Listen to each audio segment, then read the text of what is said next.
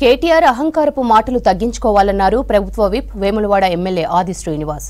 CM Revanth రెడ్డిని ఒక్క మాటన్నా ఊరుకునేది లేదన్నారు. ఎంపీ ఎలక్షన్స్ బీఆర్ఎస్ ను ప్రజలు తిప్పికొడతారన్నారు. సిరిసిల్లను కాంగ్రెస్ డెవలప్ చేసేందుకు సిద్ధంగా ఉందన్నారు. నేత కార్మికులకు 365 రోజులు పని కల్పించేలా జీవో తీసుకొస్తామన్నారు.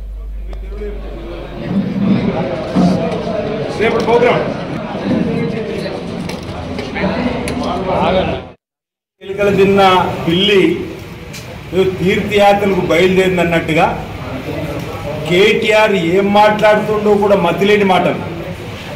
ఫ్రస్ట్రేషన్లో ఉన్నాడు. ఈరోజు ప్రభుత్వం కోల్పోతామని అనుకోకపోతే ఉదయం లేస్తే పోలీస్ ఆరులు కనిపిస్తలే, ప్రజలు కనిపిస్తలేరు, కార్యకర్తలు కనిపిస్తలేదు. ఇప్పుడు ఒక ఫ్రస్ట్రేషన్ మూడ్లోకి వెళ్ళిపోయి తన ఇష్టానురీతం మాట్లాడుతున్నటువంటి మాటలు మానుకోమని హెచ్చరిస్తున్నాం. ఇంకా నీ మాటలు వినడానికి తెలంగాణ సమాజం సిద్ధంగా లేదు.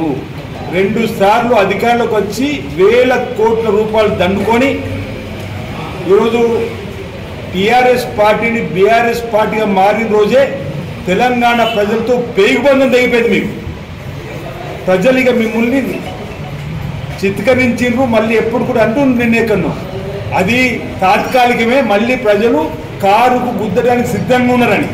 వాస్తవమే, కారును గుద్దడానికి సిద్ధంగా ఉన్నారు. పార్లమెంట్ ఎన్నికల్లో ఒక్క సీట్ కూడా మీకు రాకుండా చూడడానికి ప్రజలు సిద్ధంగా అయినరు. ఈరోజు ఫ్రస్ట్రేషన్లో మాట్లాడే మాటలు మా ముఖ్యమంత్రి రేవంత్ రెడ్డి గారిని ఆయన కష్టంలో నువ్వెంత అంటున్నా. తండ్రి చాటు బిడ్డడిగా నువ్వు రాజకీయాల్లోకి వచ్చినావు.